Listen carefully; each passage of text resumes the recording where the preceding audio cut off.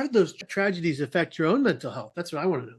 So experiencing losing loved ones is very, very hard. I took it very hard. After losing my loved one to suicide, it was hard. I felt guilt. I felt shame. I felt like I was alone in my experience because at the time in 2015, mental health was not talked about at all. Like, well, from my knowledge, it was not talked about. I didn't hear about it often. So I felt like a lot of people trying to explain what happened to him was hard for me because they didn't understand what mental health was. So I felt like I was alone and I actually became suicidal myself, just with all the guilt, feeling guilty for just him actually doing it. You kind of just feel like you could have done something differently, like you could have saved them in some way or you didn't do enough kind of thing. And I actually had to go to therapy for a year because I had to learn the process. I had to learn that it wasn't my fault. I had to learn that. And I had to go through the process learning how to cope with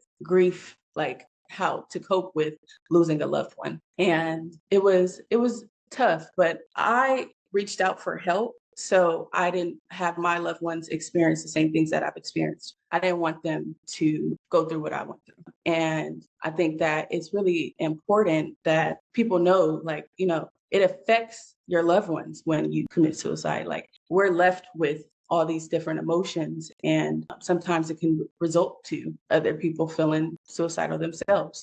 So I went to therapy to learn that death is not the answer. And we can learn to overcome the hardships that we go through in life. So I went through the process of healing. And I just want everyone to know that you're not alone in your mental health struggle.